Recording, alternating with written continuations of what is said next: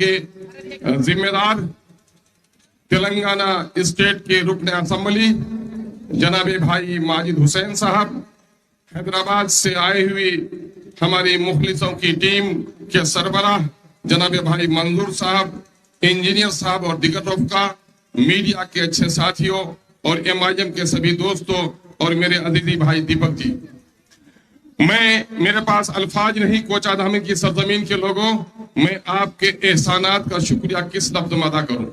मैं हमेशा ये सोचता हूं, डरता हूं और घबराता हूं, न बड़े दौलतमंद का बेटा रहा, न मेरे बाजू में वो ताकत रही जालिमों की कि मुझसे कोई घबराया। मेरी खाकसारी कहिए, मेरी गरीबी कहिए, या सच्चाई कहिए, या सदाकत कहिए, जो खिदमत हमने की है उस पर हमको आपने जर्रे को आफ्ताब बनाकर जिला परिषद के MLA से, जिला परिषद से लेकर MLA तक और MP के इलेक्शन में भी किशनगंज जिला में जीत हासिल करने में सबसे नुमाया रोल अगर अदा किया तो कोचाधामन की सरजमीन ने किया। अमूर वैसा से आए हुए हाफिज गनी साहब भी यहाँ पर मौजूद हैं, मुखिया इफ्तिखार साहब भी मौजूद हैं। तकलीफ न हो, इस सरजमीन ने मुझे पहचाना और आप लोगों ने मुझे गले लगाया, मैं आपका भी शुक्रिया अदा करता हूँ। मैं 2-3 बातें कहना चाहता हूँ। आप जितने मुश्ताक हैं और जितने बेताब हैं अपने लीडर को सुनने के लिए, मेरी आंखें उन्हें देखने के लिए भी बेकरार रहती हैं और कान सुनने के लिए भी बेचैन रहता है, लेकिन कुछ दर्द की दास्तान है जो सुना देना लाजिमी समझता हूँ। मेरे भाइयों, इस वक्त MLA के जिम्मे जो काम होता है, सड़क, पुल, पुलिया, बिजली और तरक्की के काम होते हैं। गवाही दे दो, ये सड़क जो सामने में चलती है, गाड़ियां दौड़ती हैं, इसको PWD में जाने का मेरे जमाने में नोटिफिकेशन हुआ, मजबूतीकरण मेरे जमाने में हुआ। ये जो देख रहे हो सामने में बगलबारी का पुल टूटा था तो लोगों ने कहा था कि 6 महीने के अंदर न बना तो अख्तोडीमान के असेंबली के लिए भी जाना मुश्किल होगा। अल्हम्दुलिल्लाह दूसरी जगहों के पुल टूटे थे, नटुआपाड़ा में 3 साल तक नहीं बने थे, अख्तोडीमान ने 3 महीने में इसका काम शुरू करा के आपको दिखा दिया था। परिहारपुर का देख लो, दाती का पुल देख लो, नरकली हाट का पुल देख लो, पुल पुलिया देखो, या एक साथ कैबिनेट करके 30 हाई स्कूल बनाने का देखो, या 2012 में बिजली का जो यहाँ पर एक्सटेंशन हुआ है ग्रिड, उसको देख लो। तो मैं समझता हूं कि मेरे कामों पर पानी फेरने की जो दलाल लोग कोशिश करते हैं, आपकी सदाकत की आंखों से वो काम छुपे हुए नहीं रह सकते। लोगों, एक काम और है जो असल काम है कि आप कानून 2 जगह बनता है, पार्लियामेंट और असेंबली में। असेंबली में जब फिरका वाराना कानून बना और वहां से चोर दरवाजे से जब इस मुल्क में हिंदू और मुसलमानों को लड़ाने के लिए, हमारी गंगा जमनी तहजीब को मिटाने के लिए कुछ बेईमानों ने हमारे बच्चों को मुशरिकाना प्रोग्राम के लिए सूरज नमस्कार का वो फरमान जारी किया, तो आपके इसी बेटे ने लड़कर पूरे बिहार के बच्चों के मासूम जहन में शिर्क से बचाने का काम किया, वो भी आपको याद होगा। मेरा यकीन है ये सारे धर्मों का मजहब है, सारे धर्मों को अपने धर्मों के आदर्श का पालन करना चाहिए और दूसरों का आदर करना चाहिए। हम सनातन धर्म हो या बौद्धिज्म हो या ईसाइज्म हो, हम उसका आदर करते हैं और मुसलमान होने की हैसियत से अपने मजहब का पालन करते हैं। यही सेकुलरिज्म है, इसकी आवाज आपके बेटे ने उठाई है। मुल्क सब दोराहे पे खड़ा है। आया इस मुल्क में तमाम तो लोगों के मजहबी अकीदे बाकी रहेंगे या नहीं रहेंगे? इस मुल्क में लोगों के अकीदे, लोगों के मसाजिद तोड़े जा रहे हैं। ऐसे वक्त में जरूरत इस बात की है कि माजी की तरफ फिरो। हमारे बुजुर्गों ने जो कुर्बानी दी आजादी की और आइन को बनाने में दस्तूर साज कमेटी के जिम्मेदारों ने जिस तरह से इस मुल्क में गंगा जमनी तहजीब, हिंदू, मुस्लिम, सिख, ईसाई सभी के अकीदे की हिफाजत की है, आज मोदी और योगी की सरकार में इन चीजों को तोड़ने की कोशिश की जा रही है। मेरे और आपके मोहसिन इंसानियत ने यह फरमान जारी किया है, जब बुराई को देखो तो हाथ से रोको, न हो तो जबान से रोको। गोंगो की औलादें बार बार ये कहती हैं कि बोलने से क्या होता है। अल्हम्दुलिल्लाह बोलने से तो सब कुछ होता है, ये मैं बार बार कह चुका हूँ, दोहरा कर नहीं कहूंगा। अरे गोंगे, तू जब हम पर इल्जाम भी लगाता है तो बोल ही कर लगाता है, नाच कर नहीं लगाता है। बोलने से यही होता है। लेकिन मसला ये है कि आज हम जहां जिस बात के लिए कह रहे हैं वो ये कह रहे हैं, इस मुल्क में जिस कौम की सियासी ताकत घटेगी, आजादी के वक्त हमारी मस्जिदें तोड़े गए, मस्जिदें तोड़ी गई, मदरसे नजर आतिश किए गए, लेकिन आज अल्हम्दुलिल्लाह उससे आलीशान मस्जिद और मदरसे हमने बना लिए। मैं इसका मुनकर नहीं हूँ, लेकिन आज इनकी हिफाजत की जो जरूरत पड़ी है वो सिर्फ मुनाजात से नहीं होगी, मस्जिदों की दुआओं से नहीं होगी, मदरसे के दुआओं से नहीं होगी। जब तक पार्लियामेंट असेंबली में आपकी तवाना आवाज नहीं होगी, आप अपने इन अकीदत के मराकिज को तहफ़्फ़ुज़ नहीं कर सकते। उसके लिए जरूरी है कि आपकी लीडरशिप हो। दुनिया में जो कौम लीडरशिप पैदा करती है वो दुनिया में इज्जत के साथ रहती है। मौलाना अबुल हसन अली नदवी रहमतुल्लाह अलैह का वो कौल आपको याद होगा, तुम्हारा बच्चा पंज वक्ता नहीं तहज्जुद गुजार हो जाए, अगर तुमको सियासी शऊर न मिला तो तुम्हारे पंज वक्ता पर भी पाबंदी लग जाएगी। लोगों, आज हम उस जगह पे खड़े हो गए। आकाए मदनी की जिंदगी देखो, 53 साल तक दावत दी, मुट्ठी भर लोगों ने कलमा पढ़ा, लेकिन जब मदीना पहुंचे तो दावत ही नहीं, दावत के साथ ताकत भी थी। ताकत का हुसूल ईमान का हिस्सा है, सदका देना ईमान का हिस्सा है, देने वाला हाथ ऊपर रहता है। इसलिए इस मुल्क के ज़माने कार में अपनी मौजूदगी को दर्शाना हमारा और आपका अखलाकी फरीजा ही नहीं, मैं तो समझता हूं कि इस वक्त का दीनी फरीजा भी है। उसके लिए जरूरी है कि इन ऐवानों में उन लोगों को मत भेजिए जो दूसरे की पार्टियों के टिकट की बुनियाद पर गुलाम बन जाए, बल्कि वोट आप दे रहे हैं तो आपका जो तर्जुमान बने उसको भेजने की कोशिश कीजिए। और मिल्लत की जो तर्जुमानी, कौम की जो तर्जुमानी बैरिस्टर असदुद्दीन अवैसी कर रहा है और उसके नक्शे पा में चलकर अख्तरुल ईमान ने जो कोशिश की है, यकीनन कोचार अहमद के नौजवानों तुम्हारा सीना फूल जाता होगा जब तुम असेंबली और पार्लियामेंट की दास्तान को देखते हो। मैं चाहता हूं सिर्फ 2 लफ्ज जो मैं आपको कह दूं कि इस वक्त जो सबसे बड़ी दुश्मनी है, हमारे लोग काटे जा रहे हैं, मारे जा रहे हैं, पीटे जा रहे हैं, मुकदमा में फंसाए जा रहे हैं। अभी हमारे एक मजबूत साथी असलम साहब का खून हुआ, उससे पहले सीवान में आरिफ का खून हुआ। और इन जालिम ताकतों को कह देना चाहता हूं कि तुमने हमारे लोगों का खून किया है, खून शहीदा कभी आएगा न जाएगा, और यकीन है कि तुम्हारे नापाक तमन्नाओं का खून जरूर होगा। जब भी शहीद या खून का कतरा जमीन पर गिरता है तो जाया नहीं होता, बस इनकलाब फूटता है। यकीनन है, हमने देखा है जमाने को, बहुत सारी आजमाइश को देखा है, हम इससे डरने और घबराने वाले नहीं है। तुम कह रहे हो कि हम क़यादत से रुक जाएंगे, हमारे बुजुर्गों ने हमें यही सबक पढ़ाया है, गर्दन झुकाकर जीने वाला गुलाम होता है। जब बैरिस्टर असदुद्दीन अवैसी साहब के दादा पुलिस एक्शन के बाद अपनी क़यादत को खड़ी करने के लिए हैदराबाद में आवाज लगा रहे थे, लोग कह रहे थे अब्दुल वाहिद अवैसी जो बचे हैं उसको भी मरवाओगे।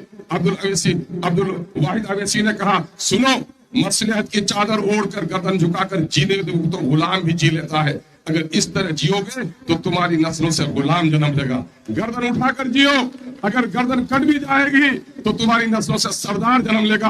कौल कितना सच्चा है, कौम का सरदार उनके लफ्जों की अक्काशी आज हमारी महफिल में कर रहा है। क्या सीमांचल के लोगों अपनी सफों में अपनी क़यादत खड़ी नहीं करना चाहते हो? मैंने मिसालों से कहा है, जानू कट जाए जिंदा है जैद, जिंदा है बकर, जिंदा है रामू। बाजू कट जाए जिंदा है जैद, जिंदा है रामू, लेकिन गर्दन कट जाए तो जैद नहीं है, रामू नहीं है, उसकी लाश है। जिस तरह जिस्म में गर्दन जरूरी है जिंदा रहने के लिए, कौम की जिंदगी के लिए भी क़यादत जरूरी है। जिस कौम का कोई कायद नहीं वो लाश की तरह हो जाता है। क्या जिंदा रहना चाहते हो या लाश बनना चाहते हो? जिंदा रहना चाहते हो? मुझे बताओ कि इस वक्त क्या हो गया? यादव का नेता कौन है? बताओ कौन है यादव का नेता? कुर्मी का नेता कौन है? मछुआरे का नेता कौन है? मल्लाह का? पासवान का नेता कौन है? उन दलालों के बच्चों को कह दो जो कहता है कि बीजेपी का वोट कटवा, बीजेपी को जिताने के लिए वोट कटवा है, उन दलालों के बच्चों को कहो कि बैरिस्टर असदुद्दीन अवैसी को मजलिस इत्तेहाद उसको कोने में रख दो। बताओ तुम्हारा नेता कौन है? हमारा नेता यकीनन अगर बैरिस्टर असदुद्दीन अवैसी न हो तो फिर हमें कहने के लिए कोई भी नेता हमारे सफों में नहीं है। इसलिए हम सब कुछ की बाजी लगा सकते हैं, अपने गर्दन की बाजी नहीं लगा सकते। हम सब कुछ खो सकते हैं, भूखे रह सकते हैं, बदन में कपड़े न हो बर्दाश्त कर सकते हैं, लेकिन अपनी क़यादत किसी जालिम के हवाले नहीं कर सकते। इसी तहरीक का नाम मजलिस इत्तेहादुल मुस्लिमीन है, इसी तहरीक का नाम बैरिस्टर असदुद्दीन अवैसी है, इसी तहरीक का नाम इस खादिम अख्तरुल ईमान है। मेरे भाइयों, वजारत की कुर्सियों लेने के लिए दलालों के बच्चे तड़प रहे हैं। दलालों के बच्चों को देख रहे हैं, दलालों को देख रहे हैं आप कि मछली जिस तरह पानी के बगैर तड़पती है, तड़प रही है। सड़क पर वसूली करने वाले, लोगों के बच्चों को बिगाड़ने वाले, चोरी और गुंडागिरी को बढ़ावा देने वाले, अख्तरुल ईमान 70 मरतबा हारना पसंद कर सकता है, अपने नौजवानों की तकदीर से खिलवाड़ नहीं कर सकता है। मैं अपने नौजवानों को तो आसमान की बुलंदी में देखना चाहता हूँ। इसलिए नौजवानों, आओ तुम्हारी गैरत की कसम, गैरत न हो जिंदगी में तो कुत्ता है इंसान। एक कुत्ते को गोश्त का टुकड़ा दिखाओ, डंडा दिखाओ, 100 बार दिखाओ, आएगा और भाग जाएगा। लेकिन एक इंसान कई दिनों से भूखा है, दस्तरखान में उसके अब्बा के खिलाफ कुछ बोल दो, उनके जमीन के खिलाफ कुछ बोल दो, के मर जाना गवारा करेगा, लेकिन दस्तरखान से नवाला नहीं उठाएगा। यही गैरत हमें पुकार पुकार कर कहती है कि वोट हमारा, राज तुम्हारा नहीं चलेगा। अब हमारी सफों में बाज औरत नहीं है जो कुत्ते और बिल्ली के बच्चे को गोद में लेगी। चौधरी के चांद से भी ज्यादा खूबसूरत क़यादत हमारे आगोश में है। अब उसके अलावा हमारी नजरें किसी की पेशानी को देखने के लिए गवारा नहीं करती है। इसी का नाम है, ये बिहार के हमारे सीवान के भाई आए, भागलपुर के भाई आए, नवादा के भाई आए हुए, गया के भाई आए हुए हैं। पूछ लो इनसे, वो आपसे यही कहने के लिए आए हैं, ऐ सीमांचल की सरजमीन के लोगों, अल्लाह ने आपको एक मौका दिया है। यहाँ से अगर अपनी क़यादत खड़ी करोगे तो सिर्फ ये जो सायादार दरख्त खड़ा होगा, सीमांचल को नहीं, बिहार के मजलूमों को भी इससे साया नसीब होगा। उनकी दुआओं को, उनकी तमन्नाओं को रद्द होने नहीं देना है। और मैं अभी दिल्ली तो नहीं गया था, बम्बई गया था, सूरत गया था। मैंने अपने परदेसी नौजवानों को देखा। परदेसी नौजवानों, मेरा सलाम तुम तक पहुंचे। मैंने परदेश में जितने चकरिया नौजवानों को देखा, बच्चों को मजदूर देखा, होटलों में काम करते देखा। बम्बई में जो इस्तकबाल किया है, जो उन लोगों ने गुजरात के कई शहरों में हमारा इस्तकबाल किया है, उन बच्चों को दर्द है कि वो बच्चे घर से बाहर हैं और उनको लगता है कि मेरा कायद होना कितना जरूरी है। और आज मैं उसे कहता हूँ, ये परदेश में रहने वाले मुसाफिर नौजवान खुदाई फौज है जिसकी पूरी हिमायत एमआईएम को हासिल है। आइए एक बार अहद कीजिए रहमत पारा की सरजमीन में, जहाँ बहादुरों की सरजमीन है, इस सरजमीन से हमारा इनकलाबी नारा उठे और इस वक्त जालिमों के महलों को जलजला बर्पा कर दे। कांग्रेस के नुमाइंदे को देखा है, इकबाल ने ऐसे ही लोगों के लिए कहा है। मैं उनके बारे में क्या कहूँ, मरे हुए को मारना अच्छा नहीं है। उसके लिए एक ही बात कह दो कि उठो मेरे दुनिया के गरीबों को जगा दो, काख उमरा के दरो दीवार हिला दो, जिस खेत से मुयस्सर नहीं हो दहकान को रोजी, उस खेत के हर गोशे गंदम को जला दो। ये फैसला आपने कर लिया है। आइए एक अहम बात जिसकी तरफ हमारे कायद इशारा करेंगे। अभी जाति गणना हुआ है और जाति गणना में जो तस्वीर सामने में आई है वो बहुत ही शर्मनाक है और वो दास्तान जुर्म है नीतीश की, दास्तान जुर्म है राजद की, दास्तान जुर्म है कांग्रेस की। 13 करोड़ के बिहार में इस वक्त सरकारी नौकरियां 20,49,000 है। टैक्स का पैसा हमारा, मेरा बच्चा नौकर नहीं बनेगा, मेरे बच्चे को सरकारी नौकरी नहीं मिलेगी। अभी टीचर में बहाली हुई है तो बाप माँ का सीना चौड़ा हो गया है, लेकिन पीडीओ नहीं बनेगा मेरा बेटा, सीओ नहीं बनेगा, डीएम नहीं बनेगा। इन बेईमानों ने हमारा वोट लिया। दिल्ली और पटने में बैठे हुए बेईमानों ने सिर्फ हमें गर्दन पर तलवार चलाने का खौफ दिखाकर हमारा सौदा किया है। आज देख लो तस्वीर क्या है। तस्वीर ये है कि इस 20,49,000 में दलित भाइयों की, SC/ST की, जिनको भीमराव अंबेडकर ने रिजर्वेशन दिलाया, गांधी के हरिजन जो थे, गांधी ने जिसको आगे उठाया, उसकी नौकरी 4,11,000 होती है। इन बेईमानों ने इनकी 1,20,000 नौकरी खत्म कर दी, सिर्फ 2,91,000 नौकरी। मेरे ब्राह्मण भाई चतुर है, भूमिहार भाई चतुर है, मैं उनको ताना नहीं देता। उनके लीडरों में मुंह चप्पी नहीं बांधी। उनके लीडरों ने कहा मेरी आबादी है, पढ़ेगी लिखेगी, कॉलेज खुलेगा, हॉस्पिटल खुलेगा। आज उनके लीडरों ने उनके इलाके को तब्दील किया। ब्राह्मण भाई की आबादी 47 लाख, नौकरी में हिस्सा 74,000 मिली उनको, नौकरी 1,72,000। भूमिहार भाइयों की आबादी 37 लाख, नौकरी में हिस्सा 58,000, नौकरी मिली 1,87,000। कुर्मी भाई की आबादी 37 लाख, नौकरी में हिस्सेदारी नीतीश कुमार जी की बिरादरी की 58,000 मिली 1,18,000।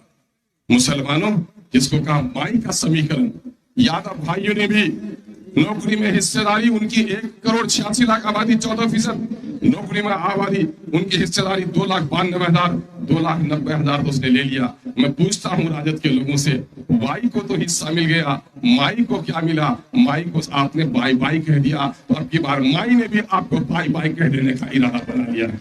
कितना मिला हमको? हमारा हिस्सा होता 3,68,000, मिली नौकरी 1,73,000। बोलो ज्यादा मिली या कम? आधी या आधी से कम, तो क्या उन लोगों से बदला लोगे कि नहीं जिन्होंने हमारे 1,95,000 की नौकरी छीन ली? उनके हाथों से तक छीनोगी कि नहीं? उन जालिमों का पंजा मरोड़ोगी कि नहीं? अगर पंजा मरोड़ना चाहते हो तो तय कर लो सुरजापुरी भाइयों, तुम्हारी आबादी 24.5 लाख, नौकरी में हिस्सेदारी तुम्हारी 39,000, मिली नौकरी 15,000, कितनी नौकरी गई? 24,000। भाई नूर इस्लाम साहब, मेरे शेरशाह भाइयों, आबादी 13 लाख, नौकरी में हिस्सेदारी 21,000, मिली कितनी? 5,500। भैया भाई आबादी कितनी? 12 लाख, नौकरी में हिस्सेदारी 18,000, मिली कितनी? 6,000।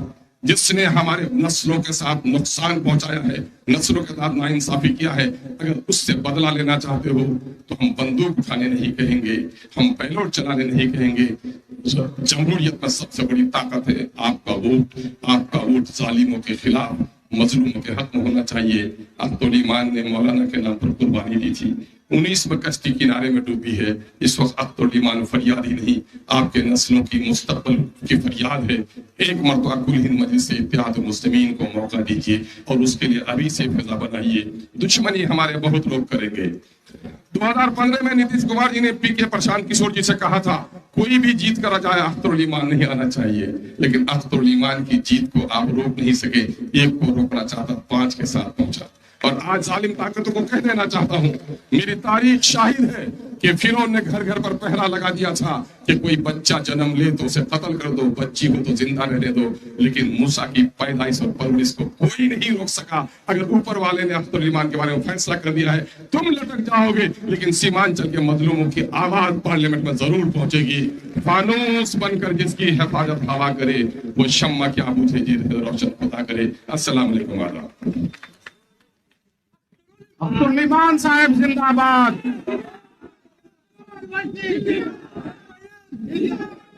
नौजवानों, जिन्हें देखकर दिल चौड़ा हो जाता है, जिनको सुनकर हौसले बढ़ जाते हैं, उस नेता को आपके रूबरू करना चाहता हूं तो मुझे इनकलाबी शेर याद आता है।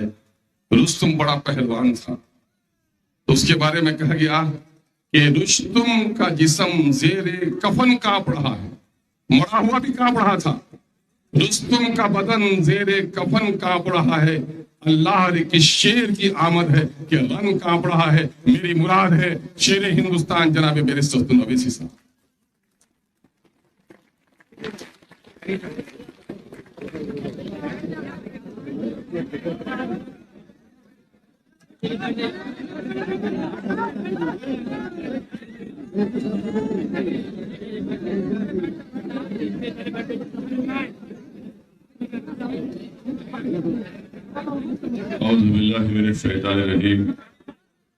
बिस्मिल्लाहिर्रहमानिर्रहीम। अस्सलामु अलैकुम वरहमतुल्लाहि वबरकातुहू।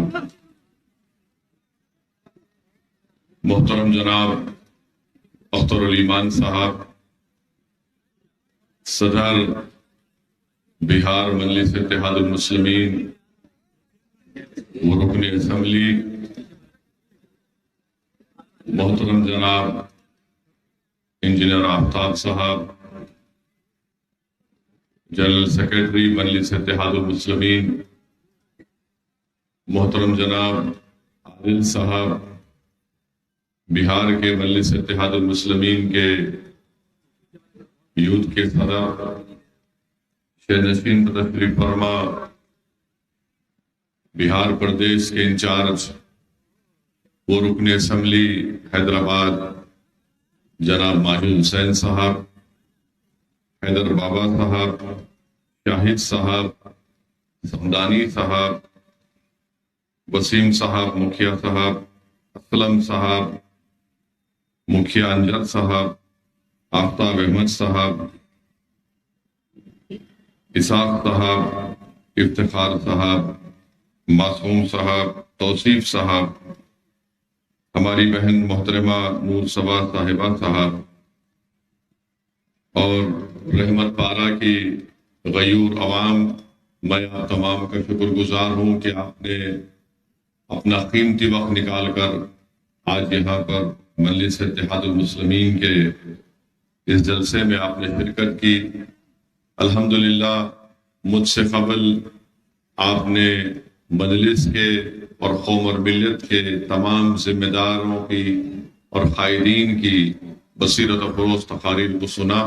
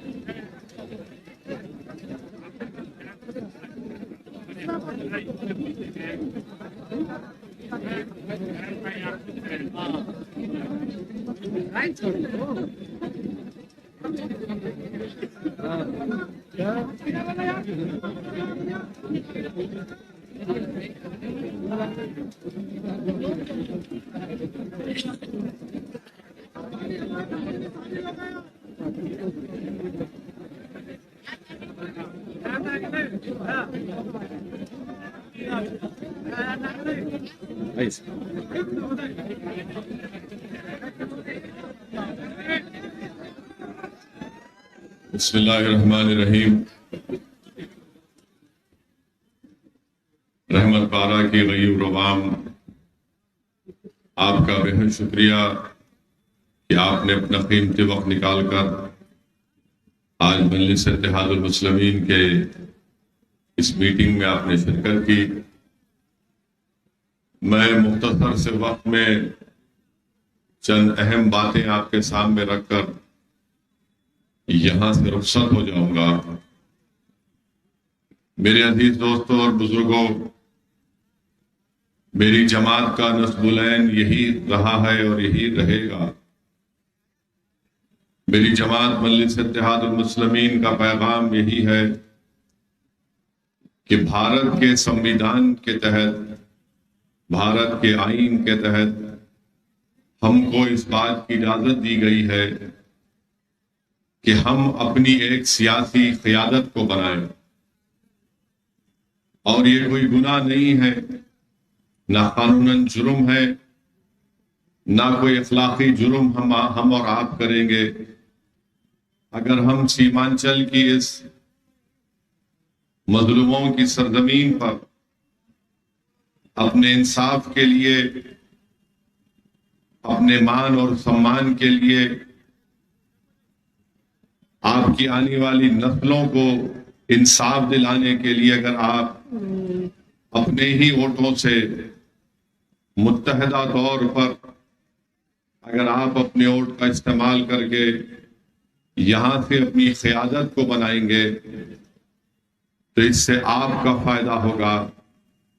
सरजमीन सीमांचल पर नाइंसाफी के खात्मे का दौर का आगाज होगा। आने वाली नस्लें आपको और हमको सलाम करेंगी कि तारीख के ऐसे नाजुक वक्त पर जब हमारी शनाख्त को मिटाने की कोशिशें की जा रही है, जब हमारे नौजवानों के मुस्तकबिल को रोशन नहीं बल्कि उसको अंधेरे में झोंकने की कोशिशें की जा रही है, जब हमारे मासूम बच्चों को तालीम के जेवर से महरूम कर दिया जा रहा है, जब हमारी मां और बहनों की असमतें लूटने की साजिशें की जा रही है,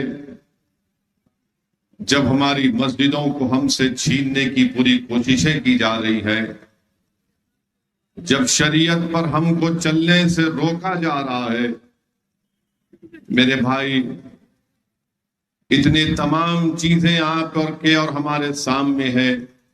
अगर इसके बावजूद भी अगर आप एक अच्छा फैसला नहीं लेंगे आने वाले लोकसभा के चुनाव में, तो फिर याद रखिए उसके बाद जो तकालीफ और हमको और आपको सहना पड़ेगा, जब खाक और खून के दरियाओं से हम जब गुजर रहे पिछले 10 साल में, मेरी बात को ज़हन नशीन कर लो आप, आने वाले वक्त में भी यही होगा।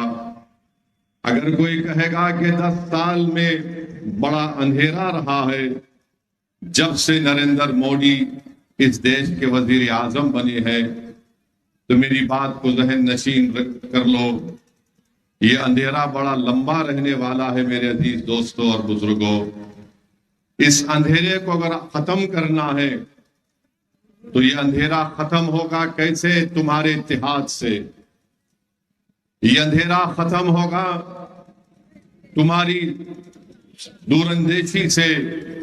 ये अंधेरा उस वक्त खत्म होगा जब मिल्लत के गयूर नौजवान इस बात को समझेंगे और कहेंगे कि अब हम अपने मुस्तकबिल के फैसले हम खुद करेंगे।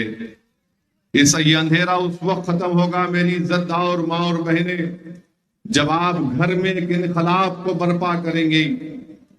वरना याद रखो ये अंधेरा बड़ा लंबा रहने वाला है, और सबसे ज्यादा नुकसान अगर किसी को इस अंधेरे से हुआ तो मिल्लत मजलूमा को हुआ। सबसे ज्यादा तकालीफ अगर किसी को उठानी पड़ी तो हमारे नौजवानों को उठानी पड़ी। इसीलिए मैं आपसे अर्ज करने आया हूं कि आपको मुत्तहिदा तौर पर आने वाले लोकसभा चुनाव में एक अच्छा फैसला लेना पड़ेगा, और मेरी राय यह है कि अच्छा फैसला यही है कि आप से अपना रुकने पार्लिमान बनाकर दिल्ली की पार्लियामेंट में भिजाइए।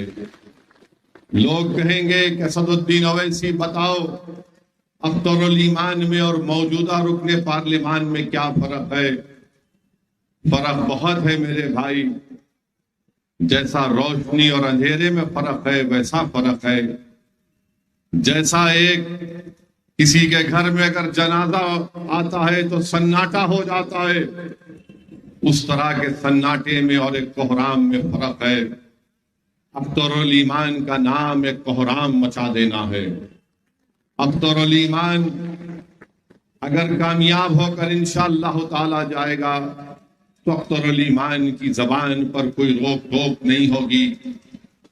अख्तरुल ईमान को कोई ये नहीं कहा जाएगा कि ट्रिपल तलाक का मामला अख्तरुल ईमान तुम इस पर मत बोलो। सिटीजनशिप का कानून CAA का कानून आएगा तो कोई अख्तरुल ईमान से नहीं कहेगा कि तुम गूंगे बनकर बैठ जाओ। सीमांचल की बात होगी पार्लियामेंट में, इंसाफ की बात होगी।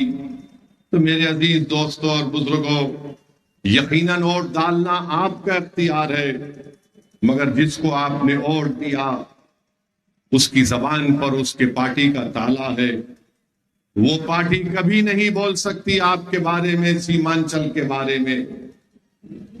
जब पार्लियामेंट में, पिछले पार्लियामेंट में आखिरी जो पार्लियामेंट का सेशन हुआ उसमें नरेंद्र मोदी की सरकार ने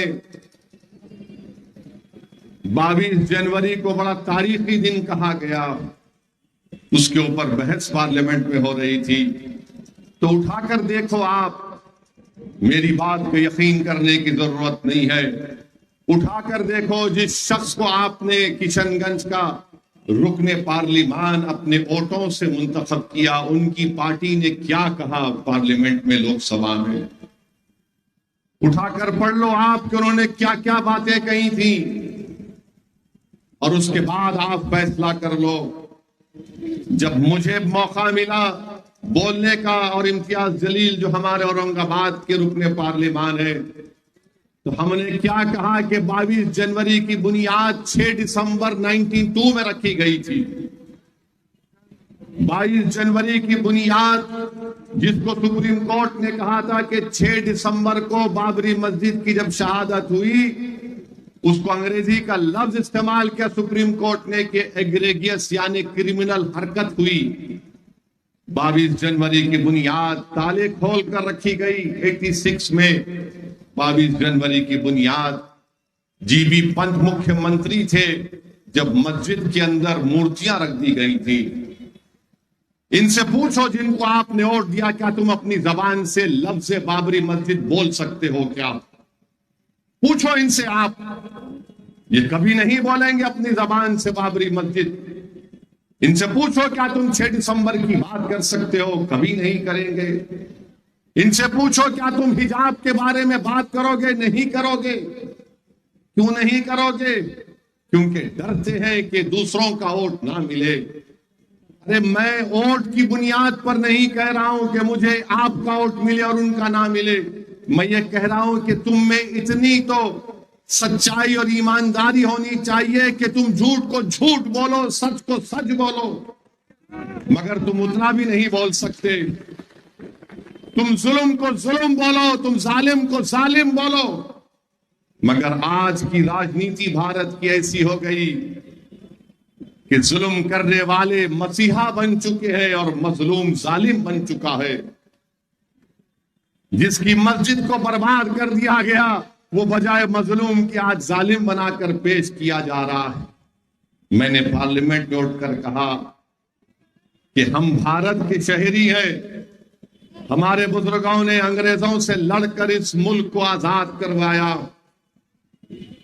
हमसे पूछो, तुम गांधी की बात करो, मौलाना आजाद की बात करो, तुम पूछो हमसे जौहर बरादरान की कुर्बानियों को, तुम पूछो हमसे अल्लामा फजल हक खैराबादी की उस काला पानी की तकालीफ के बारे में पूछो, तुम पूछो हमसे हुसैन अहमद मदनी की माल्टा की जेल में कितनी तकालीफ उठाना पड़ा।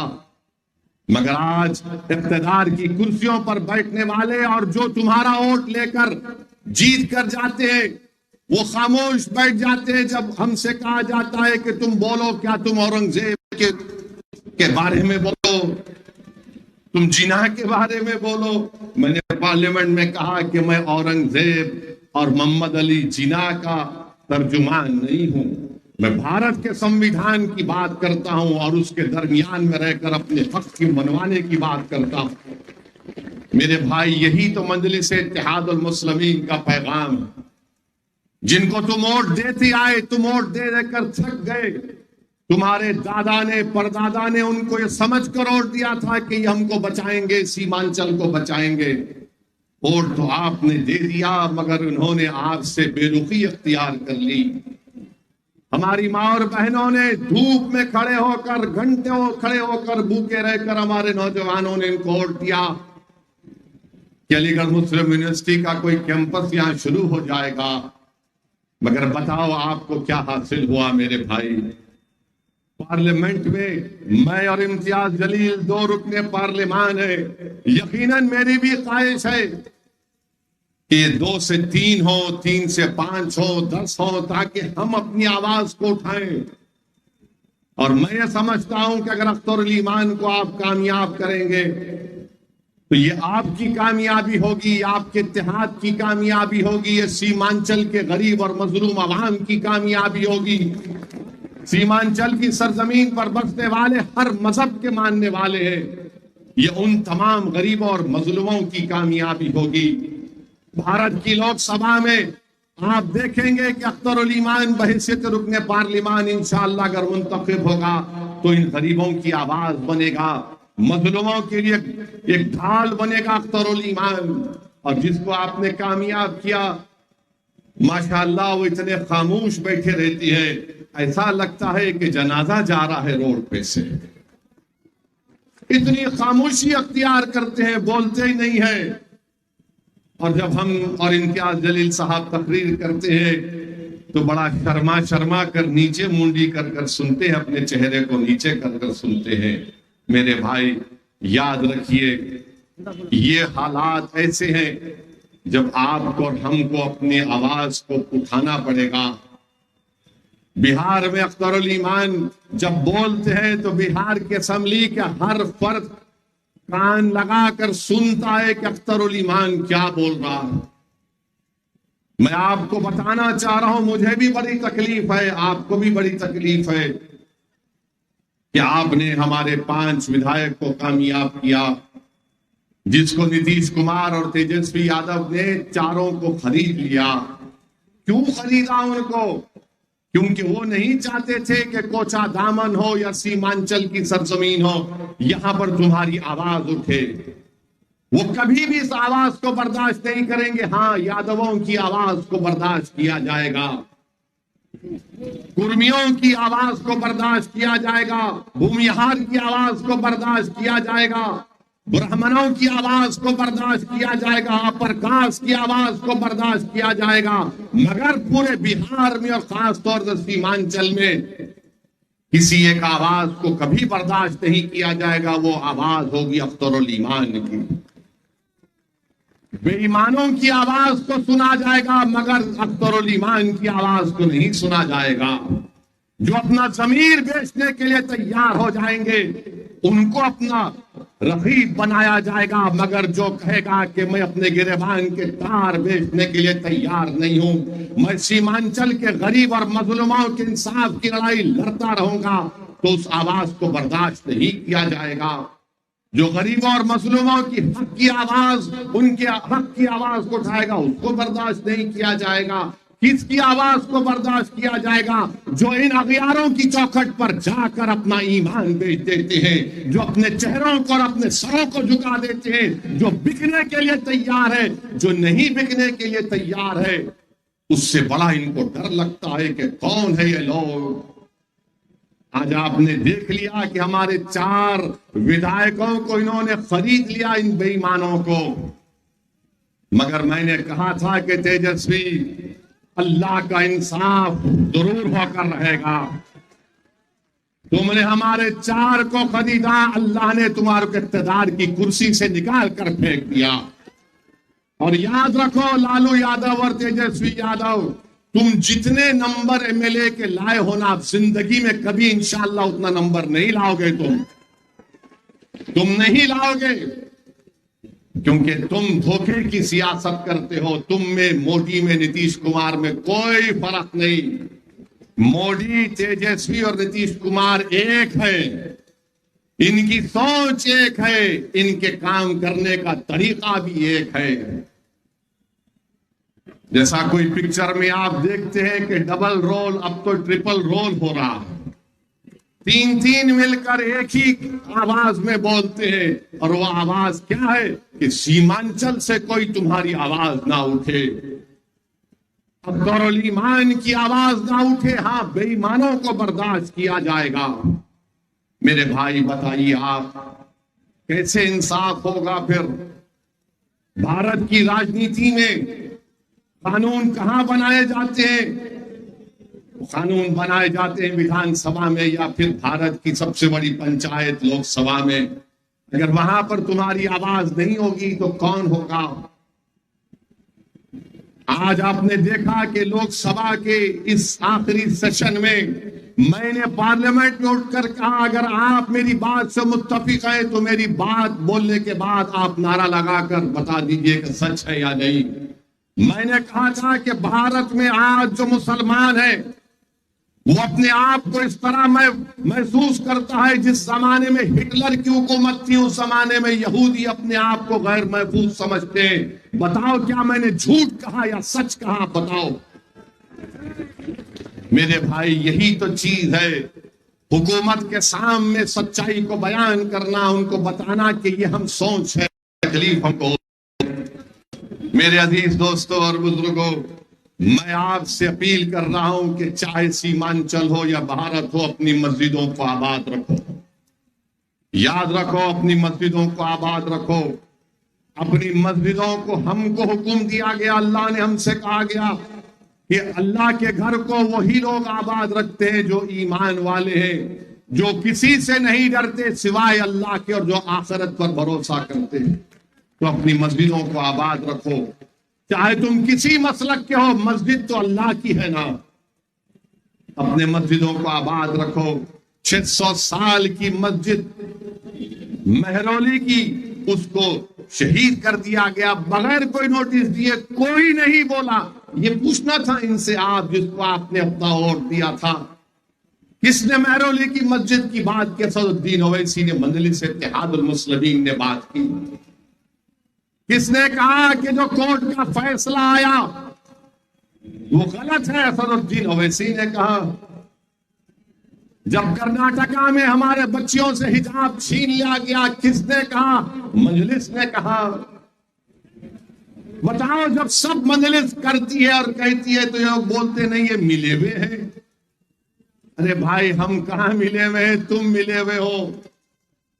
तुमने नीतीश कुमार का साथ दिया तो आज बीजेपी सत्ता में है बिहार में।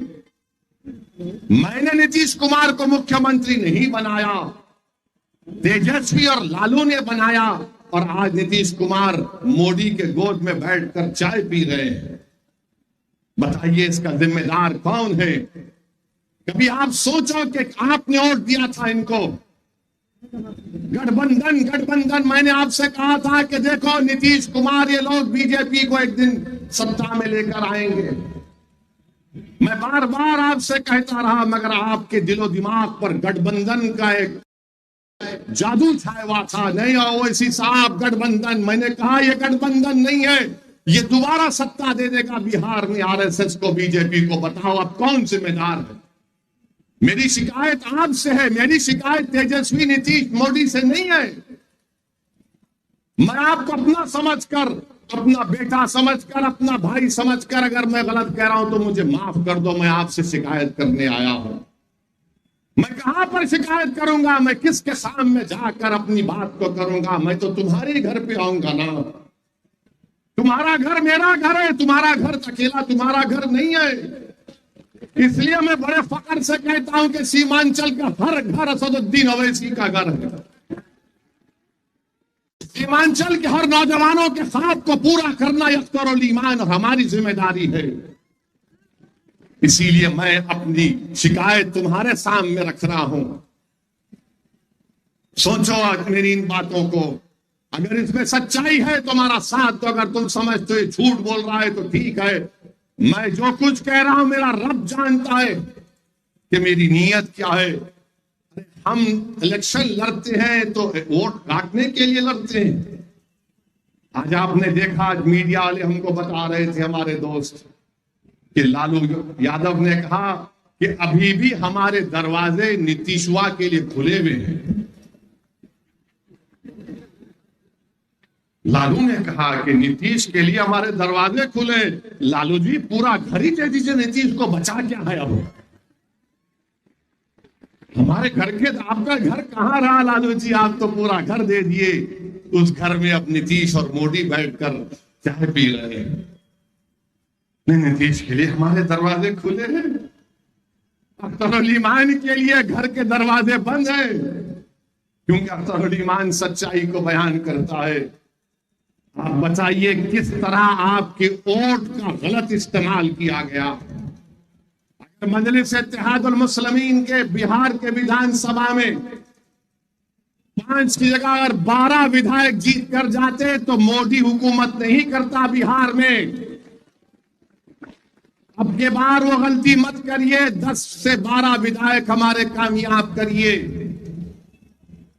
पल्ला आपके साथ होगा। आप जिसको बोलेंगे वो मुख्यमंत्री रहेगा, जिसको आप बनाना चाहेंगे वो बनाएगा। मगर आपने बरसों इनका साथ दिया। अरे कितने साल, कितने 12-14 साल राजद की सरकार अब तक 15 साल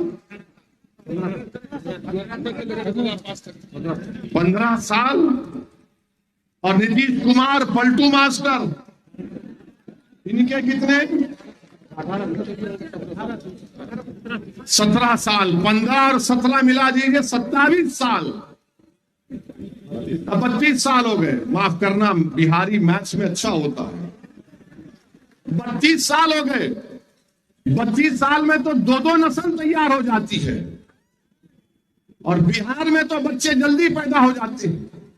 ये बीजेपी वाले बोलते हैं 32 साल हो गए, उसके बावजूद भी हमारे जो सफों में जो ये लोग कमजोर लोग बैठे हुए हैं, जो अपना ईमान बेचकर बैठे, अरे 32 साल ही तो हुए ना, 100 साल कहां हुए?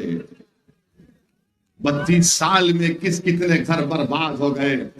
32 साल में सीमांचल में कितनी जमीन कट गई। 32 साल में कितने किसान बर्बाद हो गए सीमांचल में। मगर हमारे दिमागों में बात बैठी हुई है, नहीं भाई सेकुलरिज्म को जिंदा रखना है। सेकुलरिज्म को तुम नहीं जिंदा रख सकते। ये सेकुलरिज्म को जिंदा रखने की बात हो रही है। सेकुलरिज्म जिंदा उस वक्त रहेगा जब तमाम लोग अपने आप को महफूज समझेंगे, चाहे दलित हो, मुसलमान हो, आदिवासी हो। सेकुलरिज्म की बात ये लोग अपने बेटे को मुख्यमंत्री बनाना चाहते हैं। लालू, मेरा बेटा मुख्यमंत्री बन जाए तो बिहार का कल्याण हो जाए, मेरा बेटा मुख्यमंत्री की कुर्सी पर बैठ जाए तो सबका टन टनाटन फायदा हो जाएगा। मेरे भाई, ये कब तक खानदान और पानदान की राजनीति चलती रहेगी, ये आपको फैसला करना है। अख्तर ईमान का आपने हमेशा साथ दिया। अख्तर ईमान ही ने बता दिया आपको कि कैसे 4 तो भाग गए, बंदरों की तरह दीवार कूद कर भाग गए। मैं उन 4 को कह रहा हूं कि आओ, निकल कर आओ सीमांचल की सरजमीन पर और बोलो वैसी के बारे में तुम में दम है तो बताओ, बताओ आके तुम लोग। और हद तो ये हो गई, यहां के जो विधायक है, यहां के जिसको आप और हमने उनके लिए बड़ी मेहनत की, आपने क्या क्या किया अल्लाह ही जानते हैं। वो क्या किए? तेजस्वी से दौलत लिए दुबई में होटल खोले, दुबई में होटल खोले। होटल का नाम क्या लिखा? हैदराबादी बिरयानी। चलो शुक्रिया आजाद, कम से कम तुमने हैदराबाद को याद तो किया अपना जमीर बेचकर। बताइए आप, ये कैसे लोग हैं? मगर हमारी तारीख गवाह है, करबला के मैदान में इमाम हुसैन को शहीद करने वाले खैर नहीं थे, मुसलमान थे। करबला के मैदान में इमाम हुसैन के साथ नमाज पढ़ते थे और नमाज के बाद आले रसूल पर तीर बरसाने वाले मुसलमान थे। टीपू सुल्तान को शहीद करने वाले गैर नहीं थे, मुसलमान थे। सिराजुद्दौला को नुकसान पहुंचाने वाले मुसलमान थे। तो हर दौर में यजीद, मीर जाफर और मीर सादिक रहे थे। मगर हमको उनसे सबक हासिल करना है। मेरे भाई, अब की बार हम इन गद्दारों से दोबारा नहीं डसे जाएंगे इंशाअल्लाह ताला। मुझे यकीन है कि आप, ये नीतीश कुमार और तेजस्वी यादव ने अपने इख्तिदार के नशे में, गुरूर में और इख्तिदार की दौलत का गलत इस्तेमाल करके उन्हें सीमांचल की आवाज को खत्म करने की कोशिश की। मैं नीतीश कुमार, तेजस्वी यादव को, नरेंद्र मोदी को कहना चाहूंगा कि तुम जमीर फरोशों को खरीद सकते हो, तुम अपने इख्तिदार और दौलत की बुनियाद पर, मगर तुम सीमांचल की आवाज को कभी नहीं दबा पाओगे। सीमांचल की आवाज उठेगी इंशाअल्लाह ताला, सीमांचल की लड़ाई जारी रहेगी। मैं मर भी जाऊंगा, मैं कब्र में, मेरी जिस्म गल जाएगा मट्टी में, मगर सीमांचल की आवाज गूंजती रहेगी इंशाअल्लाह ताला। ये हमारा मकसद है। हम कोई राजनीति सिर्फ सत्ता में या इख्तिदार की कुर्सियों पर बैठने के लिए नहीं करते। हम सत्ता या राजनीति इसलिए करते हैं ताकि आपका फायदा हो सके, मजलूमों को इंसाफ मिल सके। और आपकी आवाज ये सिर्फ किशनगंज की पार्लियामेंट की सीट, सिर्फ सीमांचल की आवाम की आवाज नहीं है, ये भारत के 100 करोड़ गरीब और मजलूम आवाम की एक आवाज भी है, जो बड़ी नजरों से देख रही है कि अब के बार किशनगंज से कौन जीत कर आएगा, जो बड़ी उम्मीद लगा कर बैठे हुए हैं कि कौन हमारी मस्जिदों की हिफाजत की आवाज उठाएगा, कौन शरीयत मोहम्मदी सल्लल्लाहु अलैहि वसल्लम की हिफाजत की आवाज उठाएगा, कौन ना सिर्फ सीमांचल की लड़ाई लड़ेगा बल्कि जो मजलूम जेलों में सड़ रहे हैं उनकी रिहाई की बात करेगा, कौन इस अंधेरे का खात्मा करेगा जो हमको तबाह और बर्बाद करना चाहता है। तो मेरे अजीज दोस्तों और बुजुर्गों, मेरी आपसे एक ही गुजारिश है कि लोकसभा के चुनाव में आप अख्तरुल ईमान साहब को अपने वोट देकर यहां पर उनको कामयाब करिए। और इंशाअल्लाह ताला मुझे यकीन है कि हैदराबाद और औरंगाबाद और किशनगंज और दूसरे मुकामात पर हम अभी फैसला नहीं किए, हम फैसला करेंगे। अब की बार भारत की लोकसभा में असदुद्दीन अवैसी, इम्तियाज जलील और अख्तरुल ईमान और दीगर लोग इंशाअल्लाह जीत कर जाएंगे, जीत कर जाएंगे। आपकी आवाज हम थे और रहेंगे। और कभी भी इन लोगों की बातों पर यकीन मत करिए, बोलते बी टीम है, बी टीम है। अरे नीतीश तो कितने मर्तबा कुलाटी मार चुका है। माने अगर गिरगुड़ को और नीतीश को साथ रख दिया जाए तो गिरगुड़ भाग जाएगा, इससे मुझे बचना है। इतने रंग नीतीश बदल देते हैं, मगर जिम्मेदार तो यही गठबंधन के लोग हैं। यही लोग बार बार पुकार पुकार कर कह रहे थे गठबंधन ऐसा कर देगा। अच्छा, ये जो 4 चले गए, तुमने क्या किया सीमांचल के लिए बताओ? तुमने दुबई में बिरयानी की होटल खोली, क्या तुमने किसी गरीब के घर में चिराग जलाया? तुमने दुबई में जाकर होटल खोल ली, मगर तुमने सीमांचल के नौजवानों के ख्वाब को पूरा करने के लिए क्या किया? तुमने क्या कोचा दामन में अलीगढ़ मुस्लिम यूनिवर्सिटी का कैंपस शुरू किया?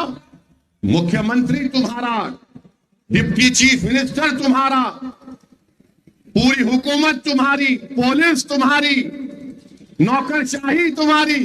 अरे तुम कमजोर हो, तुम्हारी कोई कीमत नहीं है। कीमत अख्तरुल ईमान की है, क्योंकि ये अख्तरुल ईमान के पास ईमान है। मेरे अजीज दोस्तों और बुजुर्गों, ये इन बातों को आप जरा संजीदगी से गौर करिए। और जो लोग मंजलिस पर तनकीद करते हैं, मंजलिस फिरका परस्त पार्टी है, नहीं है मंजलिस। हम किसी समुदाय के खिलाफ ना थे, ना है, ना कभी रहेंगे इंशाअल्लाह ताला। जो इल्जाम लगाते हैं, बताओ मेरी कोई तकरीर बताओ जहां पर मैंने किसी समुदाय के खिलाफ बात कही हो। मेरा मकसद एक ही है कि भारत का संविधान जिसको बाबा साहेब अम्बेडकर ने बनाया, उस संविधान को सामने रखकर गरीब और मजलूमों से इंसाफ हो। भारत के वजीर आजम आप देखे होंगे दुबई गए थे, दुबई के शेख से मिले, या हबीबी, इतना उसको गले लगा लिए, इतना गले लगा लिए कि वो भी परेशान नजर आ रहा था। भाई क्या मोहब्बत है। मोदी जी, कभी हमको भी आप गले लगा लेते, बिल्किस बानो के सर पर हाथ रख देते, बोलते तू मेरी बेटी है। मोदी जी को उस शेख से बड़ी मोहब्बत है। मोदी जी कभी आप देख भी लेते कि महरौली की मस्जिद को शहीद कर दिया गया। आपकी पार्टी में एक भी मुस्लिम एमपी नहीं है मोदी जी, आपकी पार्टी में एक मुस्लिम मिनिस्टर भी नहीं है। और मोदी जी बोलते सबका साथ, सबका विकास, सबका विश्वास। ये बोलने में अच्छा लगता है, अमल तो होता नहीं है। अब बीजेपी कह रही है 370 लेकर आएंगे।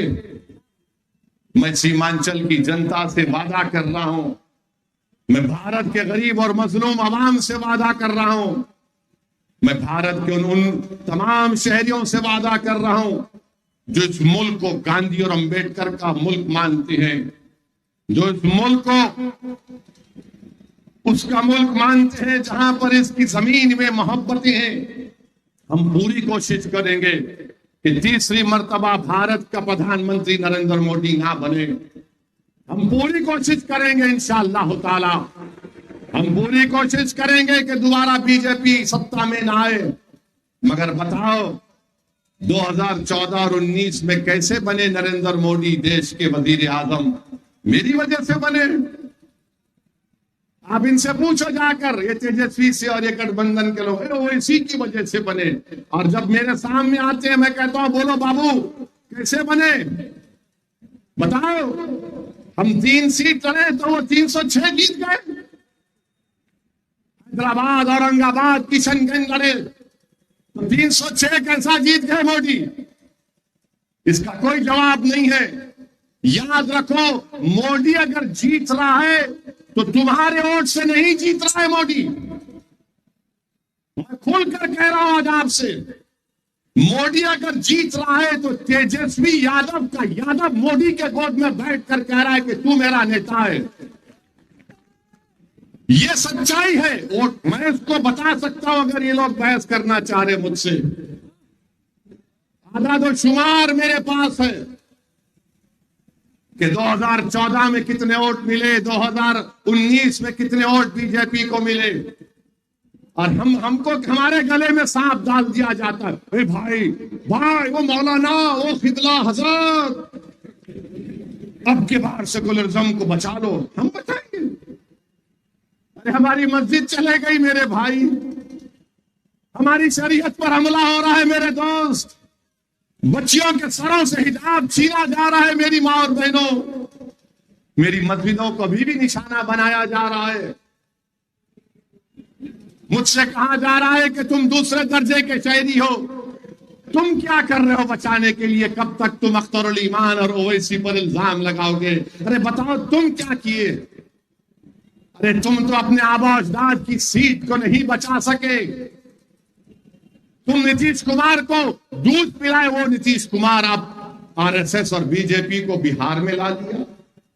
तुम सत्ता में थे, अच्छा हम गुनाहगार हैं तो बताइए, सीवान का भी हमारे भाई थे यहां पर। हमारे भाई ने कहा वो 7 साल का लड़का, क्या नाम था उसका, वो लड़का 7 साल का था, उसको जेल में डाल दिए। तेजस्वी डिप्टी चीफ मिनिस्टर थे। ये सेकुलरिज्म के बहुत बड़े चौधरी है ना, ये हम गुनाहगार हैं।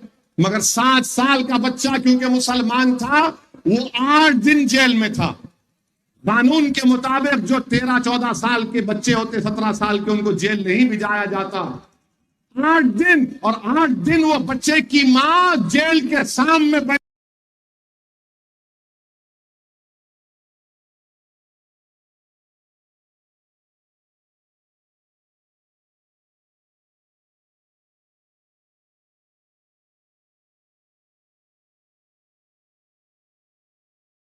बैठे जी थी कि मेरा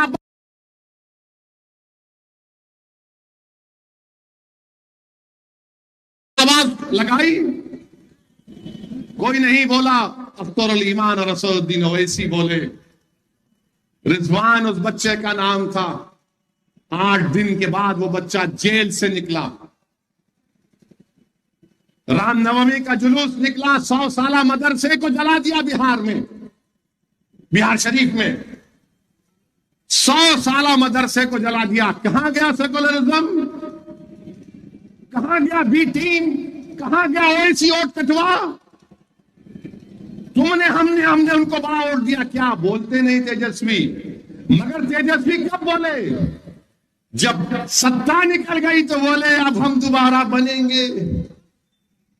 मगर जब मदरसा जल गया, जब 7 साल का रिजवान जेल में चला गया, जब सीमांचल की लाखों एकड़ जमीन पानी में कट गई, तेजस्वी नहीं बोले।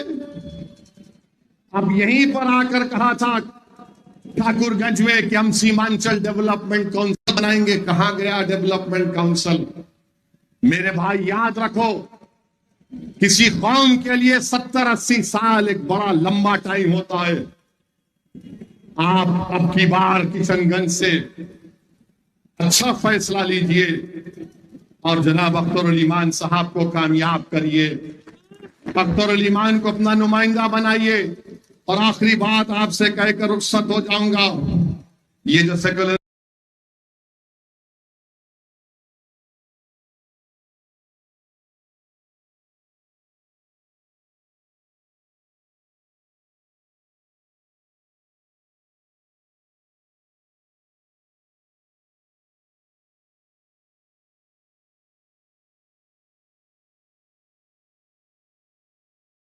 के चौधरी हैं,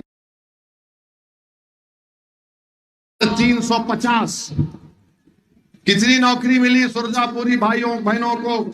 15,359। मैं जिम्मेदार हूं, अख्तरुल ईमान जिम्मेदार है। क्यों नहीं दिया तुमने सुरजापुरियों को नौकरी? क्यों नहीं दिया? क्या पूछे यहां के एमपी जो आपने और दिया था, तुमने क्या किया? पूछा?